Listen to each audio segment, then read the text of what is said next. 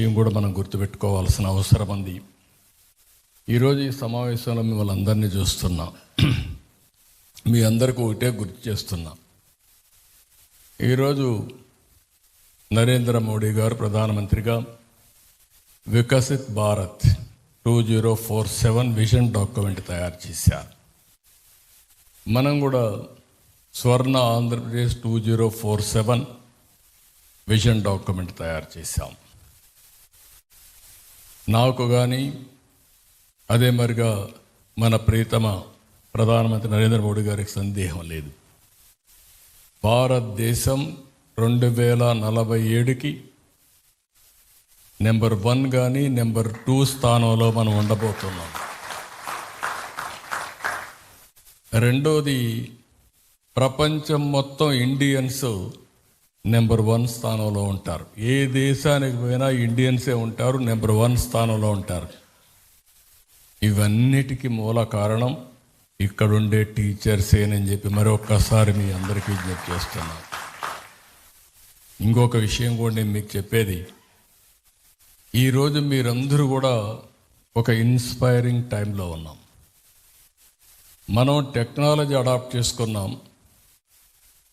ఆ తర్వాత ఆ టెక్నాలజీ ఒక పవర్ఫుల్ టూల్గా తయారైంది. ఇంకొక పక్కన భారతదేశంలో జనాభా అనేది ఒక అడ్వాంటేజ్గా వచ్చింది. ప్రపంచంలోనే మీరు ఒక్కసారి చూస్తే యంగెస్ట్ దేశం భారతదేశం. ఈ అడ్వాంటేజ్ ఇంకొక 25 సంవత్సరాలు ఉంటుంది. నేను అందుకే ఈరోజు ఇంకొక మాట చెప్పాను, పాపులేషన్ మేనేజ్మెంట్ అని చెప్పి మాట్లాడాను. ఇటీవల మీరు ఒకసారి చూసినప్పుడు పుతిన్ మాట్లాడుతున్నారు, రష్యా ప్రధానమంత్రి. 8 నుంచి 10 గంటల వరకు ఎక్కడికక్కడ ఇంటర్నెట్ ఇవన్నీ ఆఫ్ చేసేసి అందరూ ఫ్రీగా ఆలోచించుకునే పరిస్థితి రావాలి. ఈ టెక్నాలజీ వల్ల టెన్షన్ ఎక్కువ అవుతుంది, కనీసం ఫ్యామిలీ కలిసి ఉండే పరిస్థితి లేకుండా పోతుంది, జనాభా తగ్గిపోయిందని బాధపడే పరిస్థితికి వచ్చారు. ఇది ఇక్కడ ఉండే టీచర్లకు చాలామందికి ఒక ఐడియా ఉంటుంది. నేను ఒకప్పుడు పాపులేషన్ కంట్రోల్ కోసం పనిచేశా. ఇదే మరి పెద్ద పెద్ద మీటింగ్లు పెట్టేవాడిని. ఒక బిడ్డ ఉంటే లాభమా, 2-3 ఉంటే లాభమా అని చెప్పి డిస్కస్ చేసేవాడిని, డిబేట్ చేయించేవాడిని. అందరూ కూడా సింగిల్ చైల్డ్ పేరెంట్స్ వచ్చి మా అబ్బాయిని బాగా చూసుకుంటున్నా అంటే నేను కూడా ఆనందపడి ఇంకా ఎక్కువ ప్రమోట్ చేశా.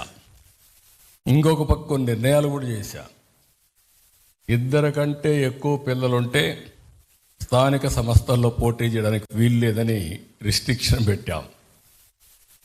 ఇప్పుడు సౌత్ ఇండియాలో పాపులేషన్ తగ్గిపోతా ఉంది, యూరోప్లో పాపులేషన్ తగ్గిపోయింది, చైనా, జపాన్, సౌత్ కొరియా ఏ దేశం చూసినా జనాభా తగ్గిపోయే పరిస్థితికి వచ్చింది. టెస్లా అధినేత మొన్న మాట్లాడుతున్నాడు, నాకు 12 మంది పిల్లలున్నారు, మీరు కూడా పిల్లల్ని ఎక్కువ కనండి, లేకపోతే దేశంలో ప్రపంచంలో మనుషులే ఉండరు, జాగ్రత్తగా ఉండమని చెప్పే పరిస్థితికి వచ్చాడు. నేను కూడా ఒకటి ఆలోచించాను. ఆలోచన, 2 పిల్లలు లేకపోతే స్థానిక సంస్థల్లో పోటీ చేయడానికి అర్హత ఉండదని కొత్తగా పెట్టాలని.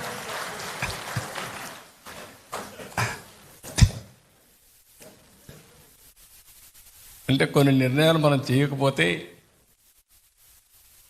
కడాన మనం పని చేయబోయేది మనుషుల కోసంగా, చెట్ల కోసం పని చేయాలి.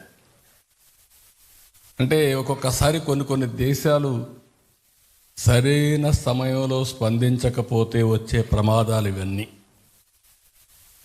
ఈ రోజటి నుంచి మనం కూడా ఆలోచించి ఇలాంటి నిర్ణయాలు చేయగలిగితే భారతదేశానికి ఒక పెద్ద అడ్వాంటేజ్ ఉంది. 2047 వరకు మనకు డెమోగ్రఫిక్ డివిడెంట్ అడ్వాంటేజ్ ఉంటుంది. సౌత్ ఇండియాలో పాపులేషన్ తగ్గుతూ ఉంది, యూపీ బీహార్లో పాపులేషన్ కొద్దిగా పెరుగుతూ ఉంది. రాను రాను ఆదాయం పెరిగితే స్వార్థం పెరిగి పిల్లలు వద్దనుకుంటారు. నేను ఎప్పుడూ ఒకటి చెప్పేవాడిని, ఐటీని ప్రమోట్ చేశాను. భార్యాభర్త ఇద్దరికి ఐటీ ఉద్యోగాలు వచ్చాయి. వాళ్ళందరూ ఏ స్టేజ్కి వచ్చారంటే double income, no kids, let us enjoy. ఇది చూసిన తర్వాత నాకు అనిపించింది, ఇవన్నీ కూడా ఎందుకు చెప్తున్నానంటే మనందరికీ భవిష్యత్తులో మీరు టీచర్స్, సమాజాన్ని ప్రభావితం చేసే శక్తి మీకుంది. మీరు చెప్పగలిగితే ప్రజలు కూడా విశ్వసిస్తారు. అది ఇప్పటి నుంచి ప్రారంభిస్తే భారతదేశ శక్తిని ఎవ్వరూ అడ్డుకోలేరు. ప్రపంచాన్ని శాసించే శక్తి ఒక్క భారతదేశానికే ఉందని చెప్పి కూడా నేను మీకు తెలియజేస్తున్నా. అదే సమయంలో బ్రిటిష్ వాళ్ళు ఇండియాకు వచ్చారు, వ్యాపారానికి వచ్చారు. వ్యాపారం చేస్తూ చేస్తూ మొత్తం దేశాన్ని హస్తగతం చేసుకున్నారు. నేను అది కూడా చెప్పేవాడిని, పోతూ పోతూ కోహినూర్ డైమండ్ కూడా తీసుకుపోయారు. కానీ ఒకటి మాత్రం వదిలిపెట్టిపోయారు, ఇంగ్లీష్ వదిలిపెట్టిపోయారు. ఎందుకంటే తీసుకుపోలేకపోయారు. పెళ్ళి లేట్ చేశావు, గుడ్ న్యూస్ అయినా